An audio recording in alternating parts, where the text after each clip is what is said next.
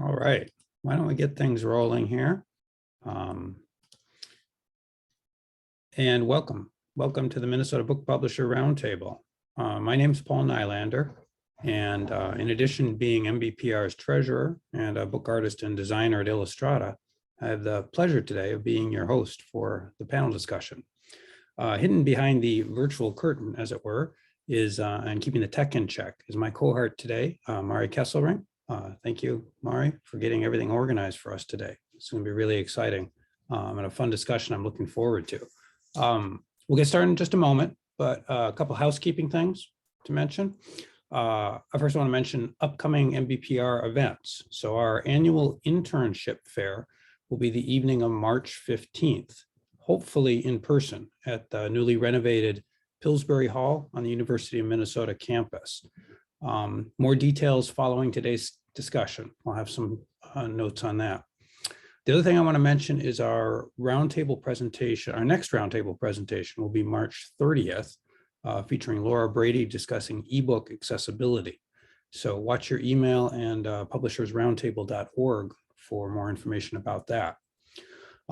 As you were all notified when the recording started, today's webinar is being recorded, and that recording will be available to members after, will be available in the member access area after the event. Give us a few days to get it up there. Last thing I want to mention, we have two things in Zoom. I think everybody's familiar with this, but I'll mention it. There is the Zoom chat function. Feel free to use that to chat amongst yourself. I'm referring to that to the attendees. If you have questions, however, for our panelists, please put those in the Q&A box. So Q&A for questions, chat for chat. I'll be monitoring the Q&A box, assuming I can find it again here on my panel. Oh, there it is. Okay. Sorry. So I've got the Q&A box open. So any questions, please post those there. So I think that's all the preliminary stuff. Let's get started. We're talking hard work and a dream, publisher startup success. This is something I'm really, really looking forward to. In today's discussion, we're going to talk with three Midwestern independent publishers who each have young, thriving businesses about what it takes to start and grow a new publishing business. So our goal was to hear from people who have found something of a stride in their business. So they've been doing it a little bit. Something's working, things are moving forward, but they're still close enough to the beginning to kind of remember how it all started. So let's see here now. With me today, and Mara, you can help me here by adding people to the spotlight as we bring them up, is Mary Taris, founder of Scribe Publishing here in the Twin Cities, a social enterprise that centers, values, and empowers Black narratives in literature for equity and social justice. Jennifer Baum, founder of Scribe Publishing Company, a traditional small press with national distribution by IPG, and also executive director of the Roundtable's sister organization, the Midwest Independent Publishers Association. And finally, Sam Van Cook, founder of Button Poetry, the premier online distributor of performance poetry media worldwide. So thank you all for joining us. And I want to get started here by way of, I guess, kind of self-introduction, is to ask each of you, sorry, I lost my place. There you go. Ask each of you to kind of tell us, how did you get here and why did you start your publishing business? Mary, why don't we start with you? Okay, good afternoon, everyone. Happy to be here as part of this panel discussion. Thank you for having me. I call myself a teacher turned children's book publisher. However, I've moved into adult genres as well, based on demand for getting Black voices published. But when I think about it, my whole life has really led me toward publishing without me even knowing it. Just remembering when I was a kid, never seeing myself reflected in books, and then in teaching and all the years that I taught, it was always such a struggle to find books that Black children would be interested in reading. And it required a lot of extra effort throughout the years. And I just finally got to the point where I was like, somebody's got to do something about this. So I realized that publishing was like at the core, and I just jumped in and decided to start publishing books buying about Black people. That's great. Jennifer, how about you? How did you get started? So, well, similar to Mary, I've always had an interest in books and I've always been around books my whole life. My first job in high school was actually at a B. Dalton bookseller, which hopefully the people here are old enough to remember what that is, because I just told 2 younger people on my staff about B. Dalton and they didn't even know what that store was. So that was a small bookstore that used to be in the mall. So that was my first entry to the book world. But then in college and beyond, I worked more on like magazines and publications, newspapers. And then when I was in my early 30s, I started doing more on my own freelance work, marketing work, and I got more and more involved in working on book projects, and I really enjoyed that. So thanks to print-on-demand technology, that's how I got started. It allowed me to basically put together the idea of a company without having a huge startup fund. From print on demand, we transitioned over to doing print runs and using a distributor. So I can get into that a little bit. But at this point, I'm 10 years in. I don't think I'm going anywhere, and I've learned a lot, and I'm happy to share. Interesting. Sam, how about you? Definitely a lifelong book lover and probably headed for publishing all along, but my intro is a little odd. I finished college at the U of M in 2012 as a non-traditional student, and I deferred my loans and went on tour as a performance poet. And I did like 3 months solid, you know, like show to show to show to show. I lived for about 1.5 years that way, 18 months or so. Not making a ton of money, but regularly performing for 100, 200 people, for crowds of college students. Really great response, but I realized there were no resources. There was nothing there to support. And like, by no means was I one of the best in this field. I was pretty good. I was, you know, kind of in a top tier. I'd won some national competitions, the whole thing that's out there. But there were no resources the way there are for like rock bands. And so I sat down and I'm like, this is ridiculous. There's an audience. There's got to be a way to connect these authors to this audience. This is stupid.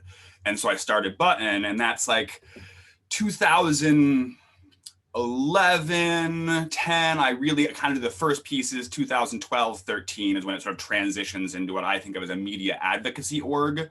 And that's where I actually start. I don't think of myself as a publisher initially. I mean, publishing media is part of it, but it's a media advocacy org in my head. And the idea is that there are these artists, these authors in spoken word who are basically ignored and disrespected by publishing, regardless of their audience, of their success, of their acumen, any of that stuff. They get stamped like, you're not serious.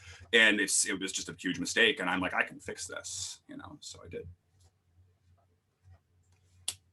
Interesting. Well, and it's interesting to see you say that, and kind of the three of you each have very different perspectives about this. But I guess one thing I just kind of wondering in a nutshell is, how do you really define the role of a publisher as it relates to the whole industry, book industry ecosystem?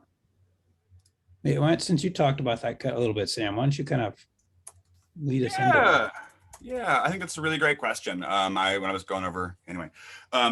So I think that first thing I want to say is people talk about gatekeepers, and I think that publishers need to actively, and I don't mean passively, actively re-envision themselves as not gatekeepers. And there's a lot of ways to do that, right? I think it's an outdated concept. I think it's stupid. I think it's super problematic, whole other conversation. I think that publishers need to consider themselves engines of innovation. I think that instead of being like, I'm going to find the absolute best person or whatever it is, you need to be figuring out how you can create something that wasn't there before that authors want to get up on, right? You create a new platform, you build a new megaphone, someone's going to show up and use it. And that's what I think it's about. If I can jump in, I think it's interesting what Sam said about innovation. And I see a lot of small presses doing that. I think the small presses are a little bit better than the established big New York presses at doing that. It's funny too so it sounds like Sam was poo-pooing the idea gatekeeper of content, but that's kind of how I see a publisher's role as a gatekeeper. I ran this question by my staff this week too, because I wanted to get their input. One of my employees saw it as a nurturer of content. So I thought that was interesting. And that's true as well, because I mean, there are several books that I've worked with the author for years and years and years, and then we finally publish it. So I think nurturer of content sounds a little bit nicer as well. The one last thing I have to add to this, I feel like the influx of self-publishing and the quantity of self-publishing we see on the market has changed that notion anyway of gatekeepers of content, for better or for worse. But that's all I've got to say about that. Yeah, I hear both of you. And in terms of a publisher being a gatekeeper, I like to think of it more in terms of being a gateway, because publishers can create paths and platforms like Sam was talking about, you know, that are not traditionally there. So once you're in a position of being the publisher, you can create that gateway. In my experience, it's not easy, but I keep trudging away at it because it's necessary. So I see my role as being in a position to create opportunities and to take a stand for underrepresented voices, and specifically Black voices in the publishing industry. I like that idea. And it's an interesting take on that whole notion of spinning the gatekeeper role into something different. I think you all kind of have different ways of working with that, but it's very, very much true. I guess then kind of the flip side of that is, then how do you define success? As a business, as a publisher, as a human being? Well, I'll go first if you don't mind. So over the past 10 years, I've struggled with getting enough book sales to pay the bills. I want to be frank about that.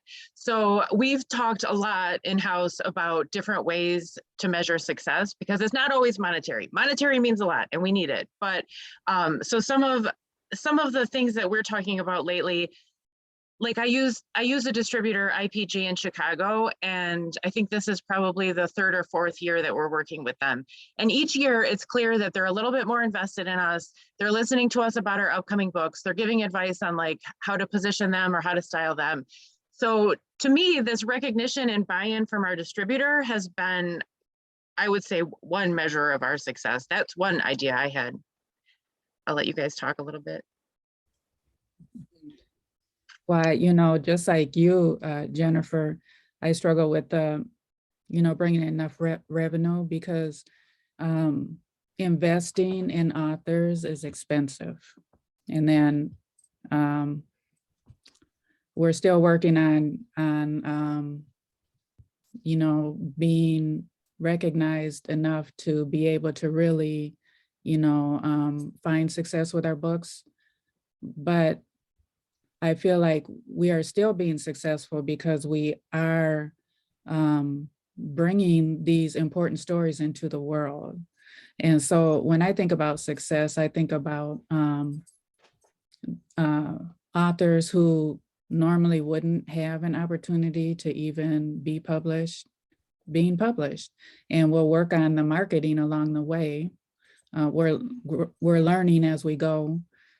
And I think that just being able to have a voice is a form of success.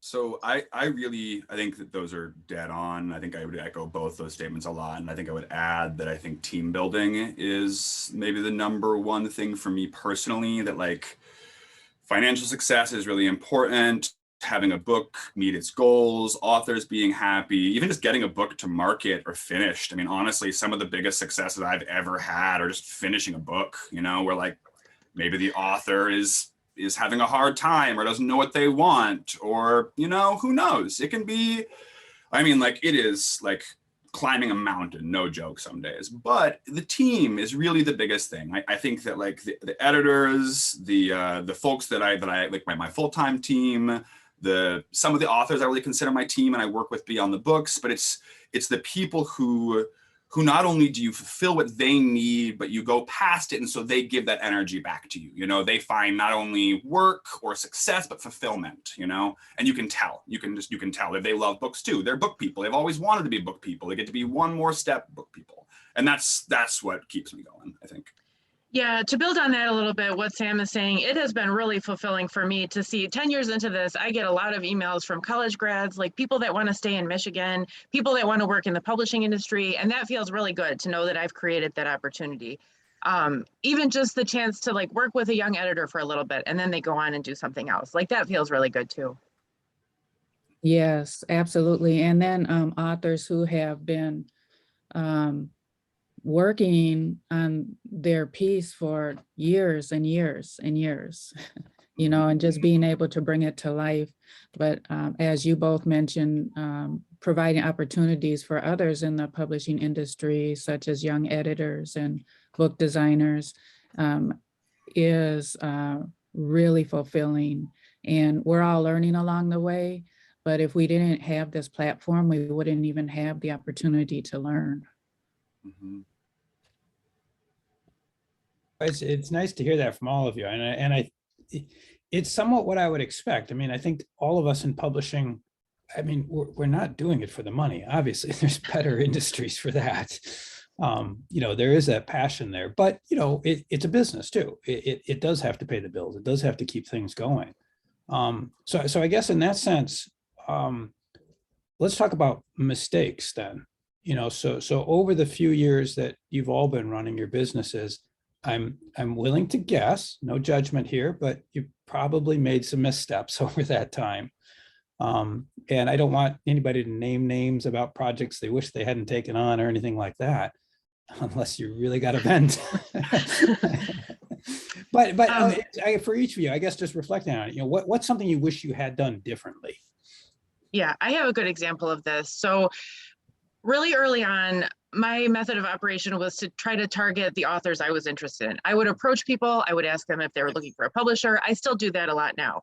And one of the first authors I got that way was a popular blogger who I loved at the time, and she wrote recipes, and I ended up publishing her cookbook, but I learned so many things from that problem. Like this, well, and let me say too, she had such a large fan base that that book sold well, I think, regardless of what I would have done. But had I been using a distributor, had I not been doing a color book and print on demand, which I don't recommend that ever. I mean, I learned these lessons, right? Yeah, Sam is saying don't do it. I learned these lessons the hard way. And it's interesting to look back at that. I mean, that book came out probably close to 9 years ago now. And just all the things that we would do differently now, like even in terms of aligning with the book release timeline of the trade, right? Like the distributor expects to hear about the title a year before it's published. Like we didn't do any of that stuff with this one. So it's interesting to look back on that. And it's, I feel a little bit regretful because had I done that one the right way, it probably would have sold even more. I'll let you guys go on. Well, just to interject on that though, Jennifer, could you have done it the right way though? I mean, or did you have to learn that lesson that way? Yeah, I probably had to learn, right? Yeah. Yeah.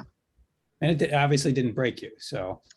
No, and in fact, I mean, like I said, that title was successful despite what we did. So, you know, that really, it helped fund the company for a few years even. So had I not stumbled upon that author and that experience, I probably wouldn't still be here. Sure, sure. Mary, Sam? Oh, I honestly, I've got a couple. If we do this one for a second, I'll give you a couple other ones. But my biggest mistake ever was just how I built my first team. The first team of people I had when there was no money and it was all volunteer, like super volunteer, and like we didn't even have a product yet. There was nothing. Like I put more people on the boat than I really understood could fit on the boat. And then like people's roles weren't clear and a lot of them were my friends. And like one of them was kind of an ex of mine, sort of, and like all this stuff. There's all these things like at the time was really normal, like 26 or 27. I was like, oh, this is just a social group and we're the hardworking ones. We're kind of interested in this. And I look back on it and like there's so many like really painful things where I have to like kick somebody off the boat or whatever, where like somebody like doesn't understand that everybody else is doing much more work, or doesn't want to do what everybody else is doing. And like, that's a really hard thing to do when you're all friends first. And I would start there. That's the biggest thing, is like, maybe I had to do it that way, but I would have at least, I would like, I'd go back in time and be like, Sam, just like write down for yourself why each person is on the team, and like check in on that every 3 months, you know, like, why is this person coming to the meetings, you know? Are they Well, just I'm sorry, if I can interject, that's super Yeah. interesting to me, because I did it the opposite way, right? It was just me. Like, I did everything on my own for a while. Paul will be horrified to know that I laid out a few of our first fiction books. I did the book design. So yeah, I mean, Sam had the opposite problem of inviting a million friend volunteers, but I probably held on for too long doing stuff on my own. Sorry to cut you off, Mary. Oh, yeah. And well, Yeah, that's okay. I think, you know, the biggest mistake I made was not asking for help. You know, I mean, I was building a small team, and I still am building a team. You know, we launched in 2018, and so we're still really fairly new, I should say. But there have been great mentors along the way who have offered help. And when you just don't know how to ask for help, that's a problem, you know? And and I still should be asking for help, and I still have the same problem. So I think, you know, don't be afraid to ask for help. And I'm talking to myself. I need to do that. I need to lean on the folks who have the knowledge and the skill, instead of trying to do everything myself and trying to figure things out. And really, when I look back on it, if I had the opportunity, I would have worked in publishing first before starting a publishing company. I don't know. Don't you think, Mary, sometimes I think if I knew more about the industry then, I never would have started this anyway. So it was probably Right. better to just jump in feet first, I think. I agree with both of you enthusiastically. Sometimes it's not a knowing huge is, learning curve. Well, plus, when I started, I took a baccalaureate program. I went through this baccalaureate program in entrepreneurship. So I come from a teaching background, and I know that I don't think like a businesswoman, right? So I'm like, well, let me learn how to be an entrepreneur. And that was a huge learning curve. And then I jumped into publishing off of that. And it's like, whoa, this really is like an industry that I need to learn. And then you don't know what you need to learn, you know? So it's like, how do you figure it out without being in the industry first? So yeah, that's the thing, is that what I would recommend to anybody who wants to start a publishing company is really learn the industry. I mean, you can do research on like how many book publishing companies there are and stuff, which they teach you in business school, but that tells you nothing about how the industry operates. I can recommend a good book that would have been really helpful for me to read early on, which I didn't read this until several years into the process, but it's called Publishing for Profit by Thomas Wohl. That book really goes into detail about a lot of things within the industry, like retailer returns, how to judge whether your titles are actually profitable, like charts for doing this. So that book was kind of eye-opening for us. I've seen that. Yeah, that's very much a business-oriented book. And it's interesting, you mentioned that, Mary, about kind of learning how to be an entrepreneur, and then sort of, in a way, unlearning what the good business practices are so you can learn how to be a publisher. Right. Okay, so something we all touched on here, and I think it's worth circling back to, is that you cannot do it yourself. Yeah. Despite Jennifer's attempts. You cannot do it all yourself. So you've each had mentioned about having a team, either employees or volunteers or people helping you out. So I guess the question that I have is, you know, who do you lean on to make your business work, and how do you find those right people? And I guess conversely, what do you have to do yourself that you can't delegate? So for things that I can't delegate, my past life experience was in like marketing and copywriting. So sometimes it's hard for me to just hand over the marketing copywriting reins to somebody. Like, I want to have final approval on that. But anything numbers related, royalties, data, spreadsheets, I'm happy to pass that off. And I know that other people are a lot stronger than that at me. So Sam was about to say something. I was going to echo your earlier check of the importance of distributors. I know it's not in your exact team, but the distributor becomes a big part of your team one way or the other. And I've worked with two for small press distribution and then SCB distribution. And both distributors taught me an incredible amount. They both suck at what they do. They're both incredible at what they do. They're both totally unique. They're both critical. I wish I didn't need them. They're kind of been friends, enemy, everything, right? And like the reason I wanted to flag it is that I've learned more from my relationship with my distributor and maybe my printers about the publishing industry than anywhere else. You can't learn as much from a book, a class, anything as you can from working with this distributor, working with these printers, and like, I think that I've got my team that is not them, but I just wanted to check them first, that even as a solopreneur publisher, you can probably get to a place where you have a relationship with SPD, you can get to a place where you have a relationship with the printer, and those are two really key relationships in my trajectory. Sam, who do you use now for your distributor? SCB.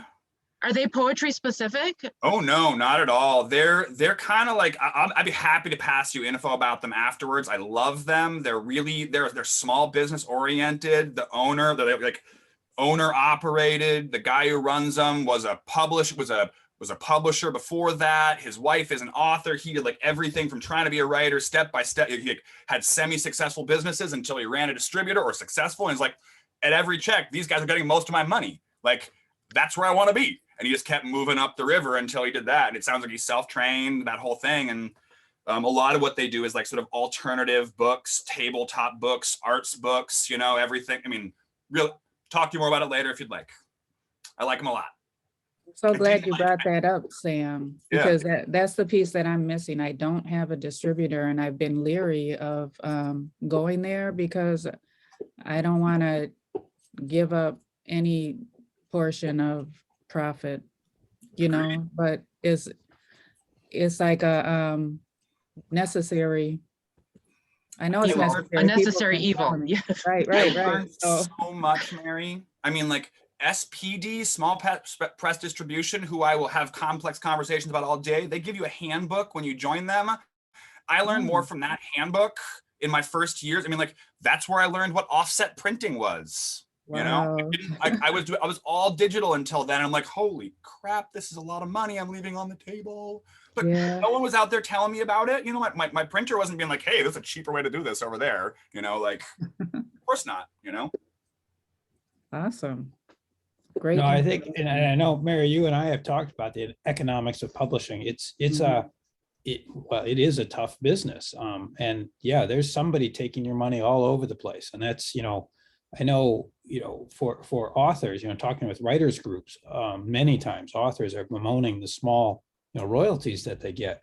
But when you look at, that royalty as a percentage of the very small profit that the publisher is getting, they're actually not doing that bad. But yeah, the distributor takes a big chunk of that. But I thought, the notion you had, Sam, of, distributor is part of your team. It's an interesting way to look at it. It's like paying an employee, an experienced, knowledgeable employee. They're going to be expensive, but you're getting hopefully something more out of the deal than just what you're putting into it. Yeah, I pay them per sale. I've thrown a lot of money at employees who like don't want to do their job. Like the distributor, they don't get money if they don't sell my book. And that didn't click for me until years. That's so different than some employees. Mm-hmm. Wow. Just like mind blown. What about on, the editorial side, the production side? Is that stuff that you guys, do you have final say on editorial? Yeah, I'm paying the bills. Yeah. I mean, so I don't have any direct employees. I have a team of very loyal and reliable contract employees, one who's been with me since almost the beginning, but I don't have any direct employees. And then as far as like designers go, that like editors, that kind of thing, I have a lot of relationships with outside people that I use for that kind of work. Sam, I was curious how many people you have on staff? 7 full-time employees, 1 part-time right now, and I just terminated someone last week who's another part-time employee. So That's huge. I cannot imagine getting to a point where I have 8 full-time employees. Yeah, I don't have any full-time employees. Everyone's work for hire or volunteer. We're a weird operation also. And like when I mentioned we were media advocacy first, so books aren't where we start. So like my first employees aren't in the publishing part of the company, they're video editors. My very first employees are video editors, then shipping staff, and then marketing staff are the 3 first things that people I hired. So we're an odd duck, you know, like, I mean, we're doing viral video before we're publishing books. We go the other way around. In part, as it stops being kind of a hobby and becomes a business for me and maybe not some of those friends in the beginning, like I was talking about, part of the business model is trying to figure out how to attach a product to this video thing, you know, like, because a lot of my authors weren't publishing authors or spoken word artists. And like, a lot of them felt excluded actively from the publishing world as they weren't even trying to go there. They've been turned away for so long, they weren't even interested. And we had to kind of like come up with a program that made them feel comfortable to come in. And so that's one of the reasons that I use contractors in the editing space for so long and still do, is that a lot of my editors, like they're very explicit, like I want to work with a queer woman of color. And they'll tell me that's the deal. That's who's going to edit their book if they're going to work with me. And I say, absolutely. Do you got a list or you want me to make you one? And so you can't exactly have an editing staff that's the same individual at the core if you're going to serve a really, really diverse audience who are very, very, very intentional about their identity and how important their identity is to their audience. So contracting editors, which I know many people have told me is the wrong way to do it or whatever, has really been crucial to our successes and our ability to integrate new authors into the publishing world who wouldn't come otherwise, like not even have been excluded, or like, nah, no interest, right? Why? People are telling you it would be better to have the editors on staff? Is that what you mean? That's what I get anytime I should brush shoulders with academics, pretty much. Oh. Is that it should be full-time. The first full-time should be your editor or whatever. And I'm like, I don't think so, you know? No, I agree with your approach, especially because different people have different expertise levels. And yeah, I agree with using a wide pool of editors too. Yeah. Can I ask you both how you match your editors with your authors? Like, is there some type of process you use? One thing I do is I rank the cleanliness, the orderliness of a manuscript, and I compare that to my editors. I've got a pretty good feel for, like, many of my editors get bogged down in typos or bogged down in like the wrong stuff. If there's going to be some in copy editing, there's other people I know can just cruise through that, and that's a crucial one for me. Understanding who's going to spend a lot of time on the wrong work that's not developmental. That's like my first step, because it's easy, you know. That's how I kind of cut them in half, sift them out. Makes sense. I don't really have any kind of formal process other than thinking about what the work is like and the strengths of those editors that I've worked with. Well, that too, but. You know, I just would like to point out that being a Black publisher and working with Black authors, editing is real touchy sometimes, because it's hard to find editors who can really relate to the author and really understand where they're coming from. And I think a lot of times authors are also worried that their voice will be slashed up. You know, it's like when you have to go and have your work edited based on the Chicago manual style or whatever, it's like, well, we don't speak like that. We don't write like that. And so one thing we're exploring over here at Scribe Publishing is understanding African-American English and finding editors who can relate to that. Yeah, I agree. That's really important. I just want to echo how important that statement is. I identify with that. We've had successes and failures there. Well, it makes sense. Go ahead, Sam.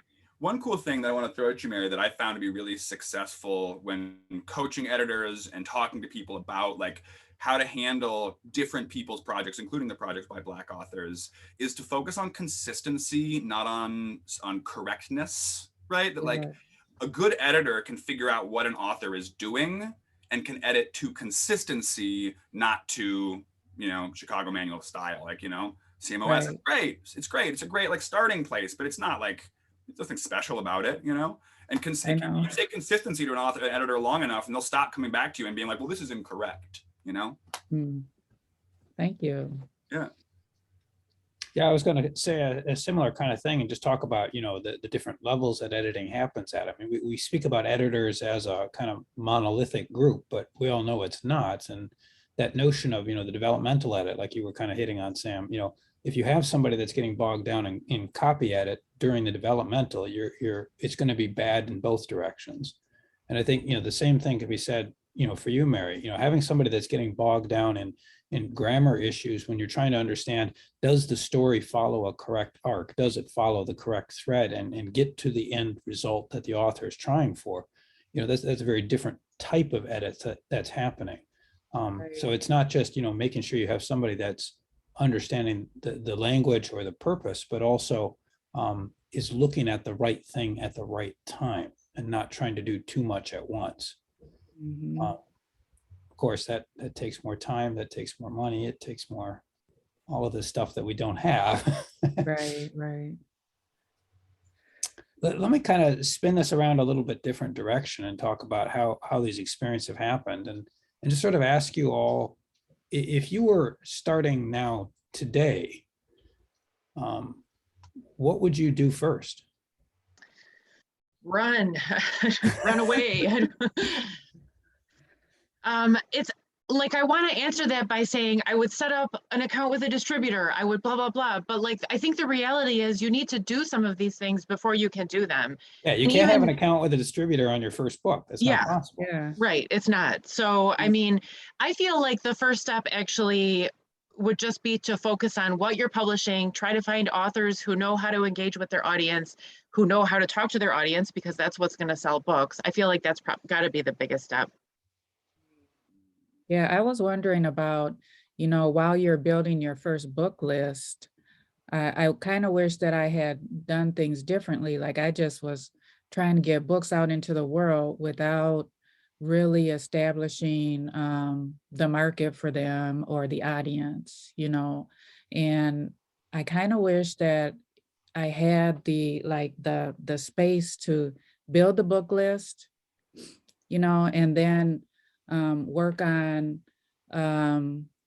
building an audience for each author, you know, and a platform for them before even saying, okay, we got these books published, or before even, you know, officially publishing them, you know what I mean? So that we could like just really work together to build a strong platform.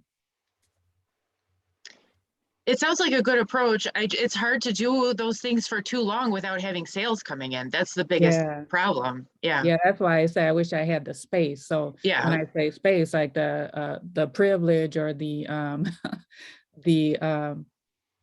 the money, really, Kind of wealth. that's what it comes down to, is the money to actually really build something in advance. So one of the things that was most successful for us, and by successful, I would be very, very minorly compared to other successes later or whatever, but was running a small contest, and I would do it again every time.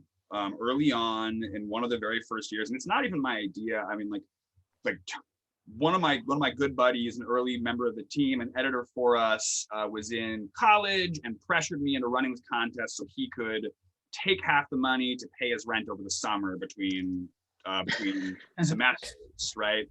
And so I ran this contest with him, and we got like 30 or 40 submissions or whatever. And it was so many at the time. It was overwhelming. It was a big success, and it started a feedback loop with an audience who were interested in us and interested in what we were doing. And like, I've got like 1 million subscribers on Facebook or whatever, you know, like we are well distributed in a lot of ways. We're very visible, and we had 30 people in it. But that little contest, I mean, like, I didn't have any of the tools to do it. I didn't know how to make the book at the end. I had no idea. I was going to figure it out, you know, like, we're just going to, if it can be done, I can do it. We're going to figure it out. It was pretty good, you know, but that laid the groundwork and got me comfortable with the idea that it was audience first, right? That everything I had to do had to start with some kind of an audience, even if that audience was potential authors in the contest, right? And like, We did a Kickstarter early on as well to fund a live event series we ran in St. Paul. And like, it was another similar success. Like, it wasn't huge. It was a few $1,000s, but because every piece of what I had to do was definitely going back to this audience, I ended the process. It was incredibly stressful, panic attacks all month or whatever, but I ended with a much larger audience than I started with, even if it was painstaking and difficult or whatever. And because I didn't do something that didn't get me further down the audience track as one of my first things, there was someone to buy those books. There was someone to come to my website or whatever, you know, and that's something I would strongly encourage, you know. Building that audience, definitely. Mm-hmm. Yeah, for sure. Oh, well, we built a pretty good following just by being out at vendor fairs and different conferences and such. We also did partner with a larger publisher, Free Spirit Publishing, and we have established an annual Black Voices in Children's Literature writing contest, and that's been pretty successful. We actually have a book, but what I say successful in terms of successful for the authors. I mean, it's also successful in terms of raising awareness that Scribe Publishing is on the scene. But the winners of the contest can be published by Free Spirit Publishing, who has the resources and that whole, you know, they've been around for 36 years and they, you know, published for the first winner, Jaden's Impossible Garden, which is a children's picture book that's been very successful for the author, Melina Mungo. And then, so we've been doing that for 3 years now, and it's been a lot of fun. I've learned a lot from Free Spirit Publishing, but at the same time, I have not, like, I can't say that I'm like the publisher for the book. You know, we're co-branded with Free Spirit, but I still don't have like that magic that they have in terms of cranking out a successful picture book like that. But it's great for the authors and the writers who submit. Do you use the submitters as a mailing list from that group? Do you have access to all that stuff? Do you use that resource? Yes, actually, some of the submissions were, some of the writers want to be published by Scribe. We just don't have the capacity right now. And we did publish a few of theirs in the form of a short story in a book of short stories that we have, but we don't have the capacity to publish everybody who wants to be published. So, I mean, it's, yeah. I mean, but I keep in touch with them, and whenever there are opportunities, you know, I let them know. Like if there's ever speaking opportunities for writers, we're working on putting together writing workshops and such. And it's, to me, it's kind of throwing me off track because there's such a need for writing workshops and people who just need information. They don't know where to start. They don't know what to do. And that's, to me, my audience is saying, you know, we want classes and workshops. So now I'm like, okay, and it's COVID, you know, so I'm trying to figure that out. I've done a few online things, but it takes away though from my capacity to publish. So there, it's kind of, it's a hard balance, you know. You want to be able to provide resources for folks and help them along their journey. But at the same time, I'm still learning how to help myself as a publisher. So I want to just take a moment to remind our listeners, our attendees, if you have questions, go ahead and post those in the Q&A box. There have been a couple that have come in, and one a simple question just to kind of clarify for everybody. You are all not, or you are all for-profit businesses, correct? None of you are nonprofit? Well, I don't make much of a profit, but yes, I'm not classified as a nonprofit. Unprofitable is not a business classification. They should have that classification with supports though. I initially planned, go for it. Oh, sorry, Sam. Yeah, I am for profit, but I do have a fiscal sponsor, so I'm able to take donations and also write for grants. And some of our grant funding helps us to provide workshops and other resources for writers. I'm a for-profit or a B Corp, but I initially was headed towards nonprofit and was at a fiscal sponsor. I worked with Springboard for the Arts over in St. Paul when I first started, and early grants were a big deal for us too. Night Arts, Night Arts, really cool org. Know who those are. They were really amazing for us, and they do funding in St. Paul, game changing. Oh, wow. Yeah, really cool. They do funding in like 5 or 6 cities in the country, and St. Paul is one of them, or was, you know.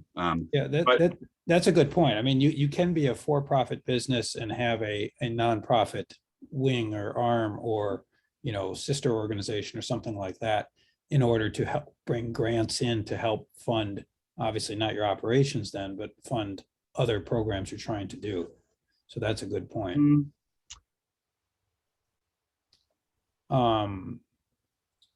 Let's see here. Now I'm just looking at where we are on time. So we have a little under 15 minutes left. I do want to make sure we have time for what I'm sure are many questions coming in there. Let's kind of wrap up the main section of what we're doing here, talking about, I guess, the marketing side, because we were starting to touch into that a little bit. So finding projects, promoting projects, what's your secret sauce? Let's hear it from Sam first. Nobody wants to reveal. No, I this is my favorite part, just giving away the secrets. I mean, let the author speak for themselves, get the heck out of the way. That's one of the reasons video is crucial for us, is that it's the author, you know, like book lovers want more author. They want to be one. They want to feel like they're friends with them. They want to slip into their shoes, whatever it is, you know, like book lovers, almost all of them want more author. Give them more author. How do you do it? A lot of ways. Camera's a great one.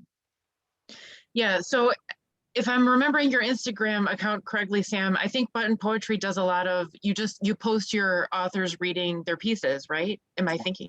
That's one of the big things we do. Well, and it's really eye-catching, and I don't see a lot of publishers do it. So kudos to you, because I think your Instagram presence is really cool.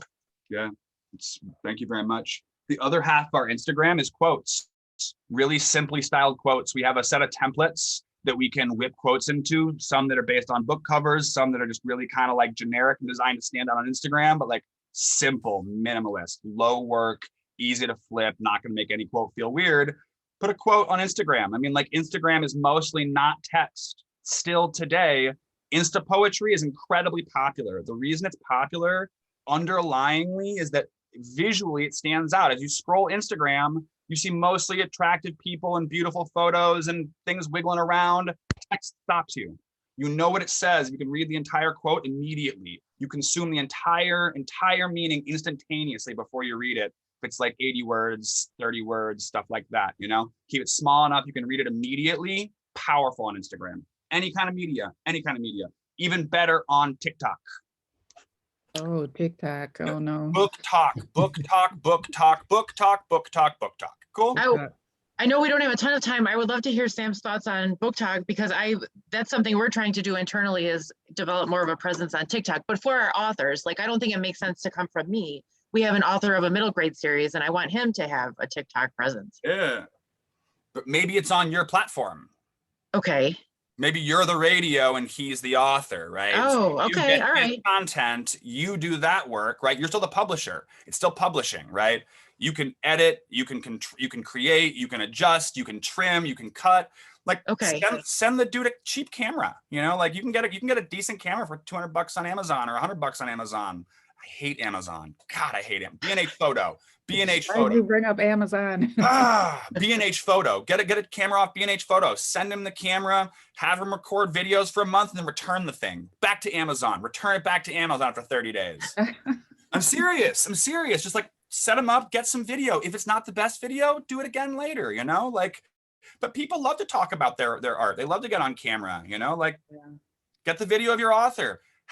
Start with, like, film yourself talking about your book, reading passages, whatever it is, you know, somebody wants that content.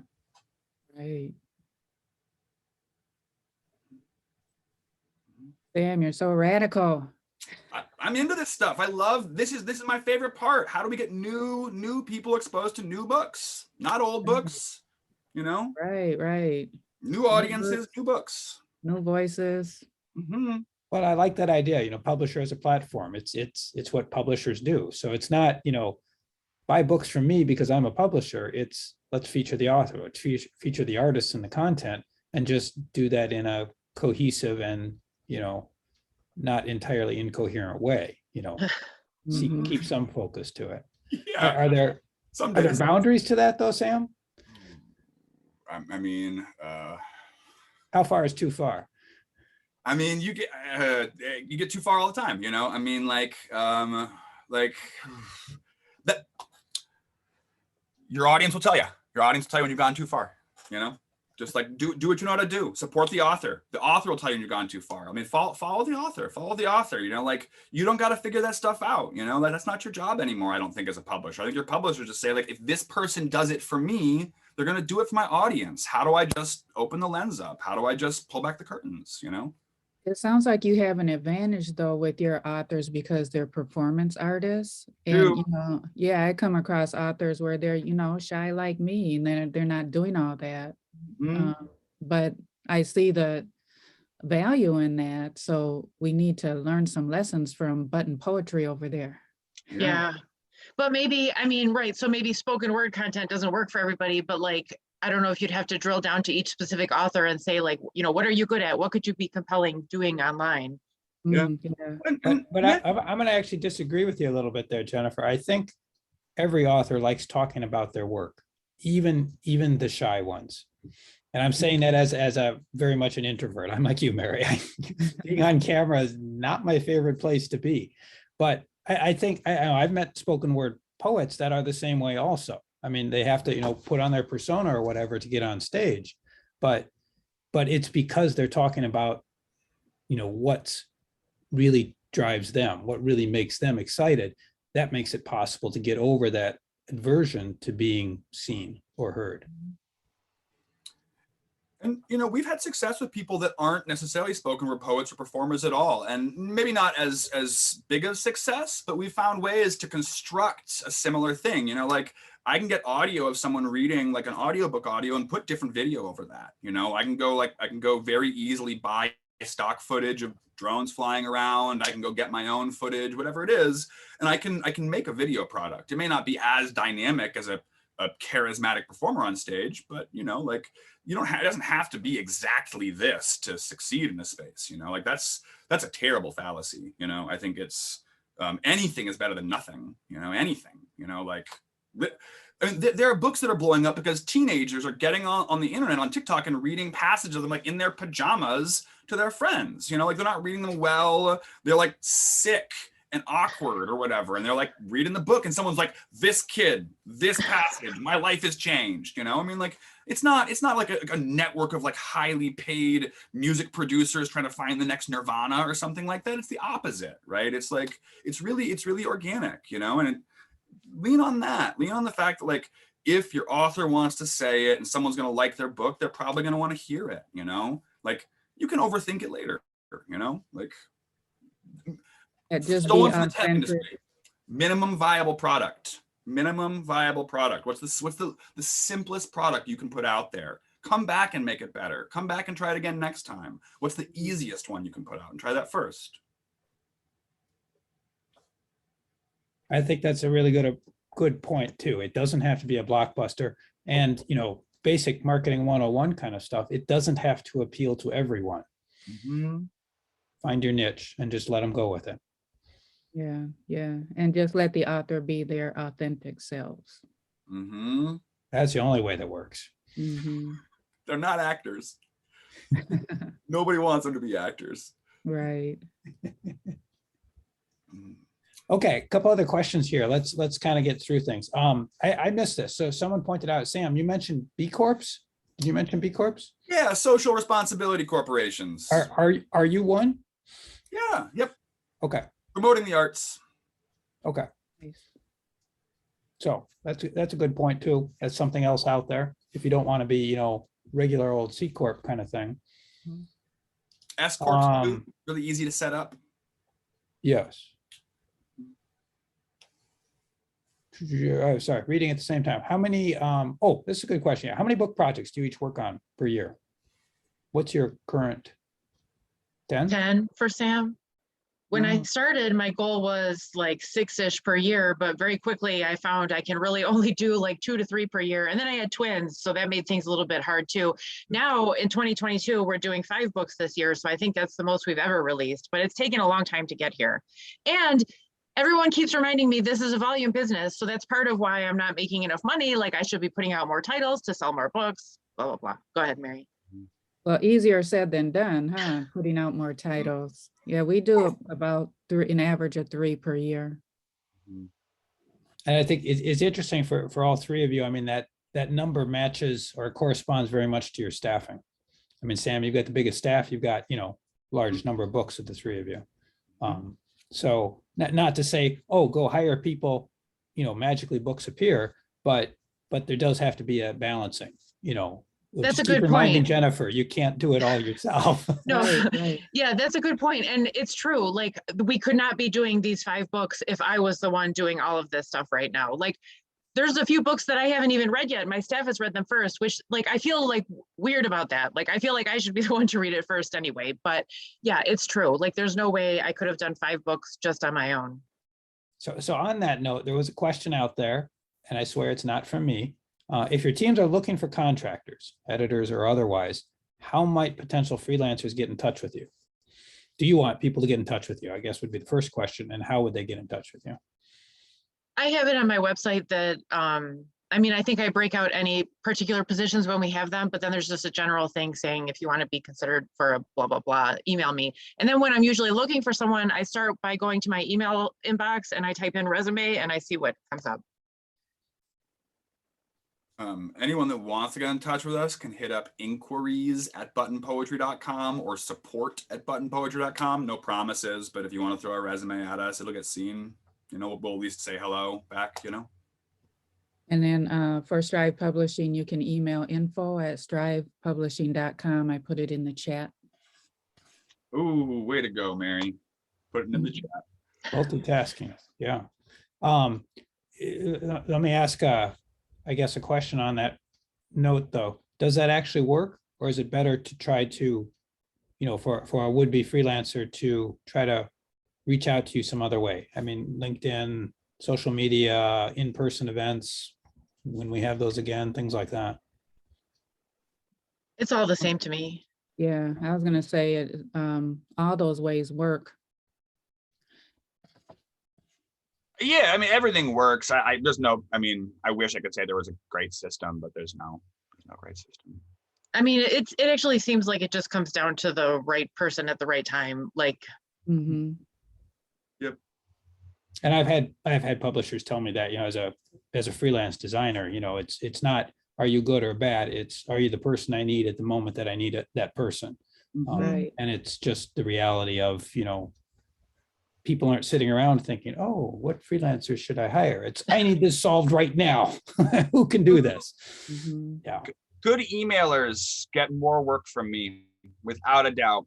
Like, it is not my favorite freelancers, contractors, editors, designers are not the ones. you're saying the responsive ones, Responsive, clear, strong in email, like all those things. But responsive is definitely the top of the list, but good emailers is a whole, the people I don't have to explain a project to 4 times that also email me immediately, that get back to me quick. Those people get a lot of the work. So we're at the end of our time here, and I do want to thank each of you very much for participating in this and allowing yourself to kind of be put under the public microscope, as it were. It's a tough thing to kind of reveal the inner workings of your businesses, and especially when, as we all know, there are things we wish we could do different and do better. I guess I'd like to do one closing question here, just as we kind of roll over our time a little bit, is what do you need now? This is kind of the $1 million question, or if money didn't matter question. What is it right now that somebody could do or give or whatever for you that would really make a difference in your business? I have an answer to it. Well, really, money is the answer. That is the answer. But since we cannot answer money, I discussed this question with my staff too, because money was the only thing I was coming up with. But what we're really focused on is trying to do direct through our website sales to bring in more money. So what we need and what we've had a hard time finding is some sort of e-commerce guru who specializes in books. Like right now I'm working with someone who doesn't specialize in books, and I don't know if it's going to be good enough. So that's what we're looking for. If anybody knows where to find that, please let me know. I might be kind of that guy if you want to talk after this. Okay, please. Yes. I don't work on contract or anything, but I can give you a lot of great pointers. I think owning Okay. commerce is so important. Same to you, Mary. Same to anyone else out there who works in small publishing. If you can get a hold of me, I can't say it enough. Like, I don't have a ton of time, but I love giving it to people who work in publishing and like e-commerce, website first, own your own sales, you know, like. So what would you say, like half of your sales are through your distributor and half through your website, or is it even more than? I do more through my website than my distributor. Okay. I need to get to that point. I would love to get to that point. This sounds like that could be a whole nother great topic. Yeah, I'd be happy to. For MIPA or for the roundtable. E-commerce for publishers, it's so, I mean, and you know, like book lovers are the right people. They want to buy from small publishers. They want to buy from the publisher. They want to know that you're like touching the book and shipping it. They're desperate for it, for real. It's a real thing, you know. They care. They like bookstores. I mean, hell. To kind of close this out though, Mary, Sam, what do you need? What's the magic wand thing here? Speaking of bookstores, we have an opportunity. We have a small bookstore space in downtown Minneapolis. So yeah, I would love to carry some of your guys' books. You do, Mary? Ours. Yeah. I would love to talk about that. Yeah, we need to connect. But one thing though that I would say I really would love to have besides money is a growing community. A community, you know, where we get together and we talk just like this, and we help each other out, and we promote the love of books. Mm-hmm. Sam?